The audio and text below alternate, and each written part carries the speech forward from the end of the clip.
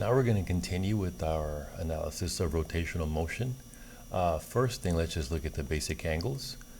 So here, starting off at 0, you notice the ladybug is pointing to the right along the positive x-axis. And if we go to 90,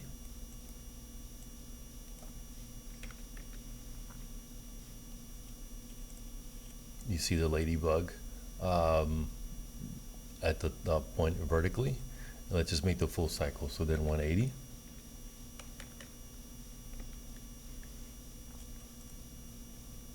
And then 270 and 360. Okay, so that's the first part, just the angles traveled. But now we're going to look at the rate at which the wheel rotates. So let's just and that's going to be called the angular velocity. So let's increase angular velocity. So let's say, for example, let's go back, just reset this, and we'll have a specific value. So let's say that the angular velocity is 90 degrees per second.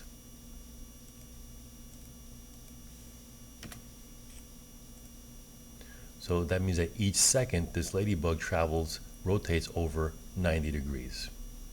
And let's go and do this, make this 180 degrees per second. So now each second the ladybug travels 180 degrees. And let's do one more. Let's go to 360.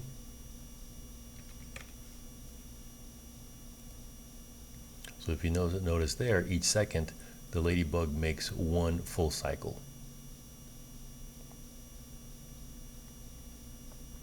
The other thing to notice here is that the velocity of the ladybug is always perpendicular to the radius of the circle. So no matter how the ladybug moves, so let's reset. Let's put the ladybug at the edge over here.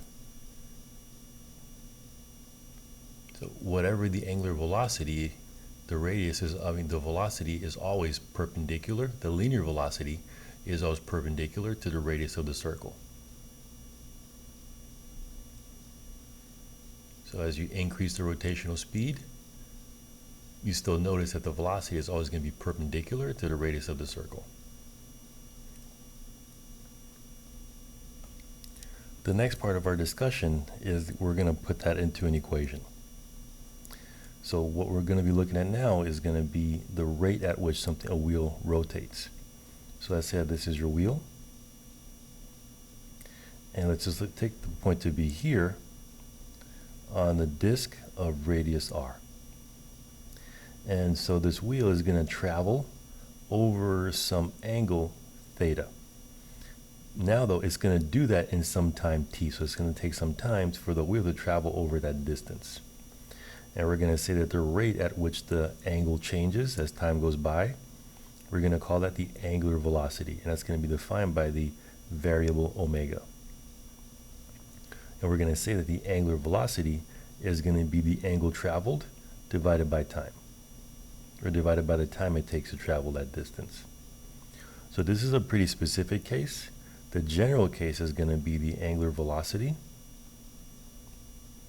is going to be the final angle of the wheel minus the initial angle divided by time, or the time it takes to travel that angle. And there's another part.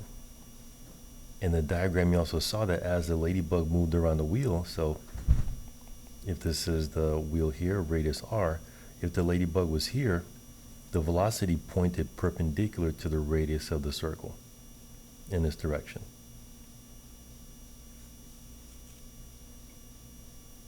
So, and we can relate this now, we can relate the linear velocity to the angular velocity. And the equation is this one. It says that and just to be clear, this velocity is always perpendicular to the radius of the circle at 90. So you say that this perpendicular velocity is going to equal the radius of the circle multiplied by the angular velocity. So let's actually get the units down for angular velocity. If you go up to here, angular velocity can have units of degrees, degrees per seconds. But in order to, and it can also have units of radians per second or even revolutions per minute. You just have to convert. But in this formula here, this is only going to work if the angular velocity is in radians per seconds. So in order to use this formula, you have to first convert the angular velocity to radians per seconds.